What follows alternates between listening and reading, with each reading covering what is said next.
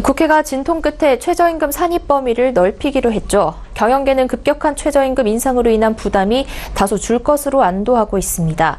그런데 편의점이나 음식점 등을 운영하는 소상공인의 경우 상여금이나 복리후생비 등을 지급하지 않는 구조라 실질적인 임금 감소를 통한 비용 절감 효과를 보지 못할 것이란 우려가 깊어지고 있습니다. 김혜영 기자입니다. 내년부터 정기상여금과 복리후생비가 최저임금 산입 범위에 포함됩니다. 그러나 소상공인 업계는 울상입니다. 최저임금 산입 범위 확대에 사각지대에 놓여 있다는 겁니다.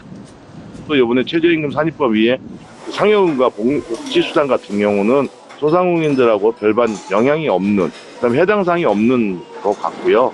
실질적으로 소상공인들한테 상관도 없는데 전혀 혜택을 못 받고 10,000원을 올린 수익은 도구로만 이용됐다. 지불 능력이 급격하게 떨어져서 사실 경영의 압박으로 다가오는 이런. 정기상여금과 복리후생비 수당을 최저임금 산입 범위에 포함하기로 했지만 정작 소상공인들은 임금 감소 효과를 누리지 못한다는 겁니다. 실제 소상공인 대부분은 아르바이트생이나 직원에게 정기상여금 등을 지급하지 않는 경우가 대부분이기 때문입니다. 주휴수당 부담도 여전하다는 지적입니다. 소상공인 업계는 일주일 동안 소정의 근로시간을 충족하면 줘야 하는 유급휴일에 대한 수당인 주휴수당을 최저임금 산입 범위에 포함해야 한다고 꾸준히 목소리를 높였지만 결국 제외됐습니다.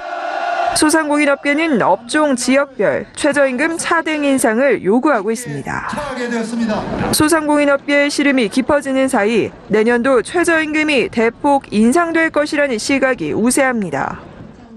2020년까지 최저임금 1만 원 시대를 달성하겠다는 문재인 정부의 방향과 함께 산입 범위 확대로 인해 최저임금 인상의 효과가 반감되는 것 아니냐는 노동계 반발이 거센 상황입니다.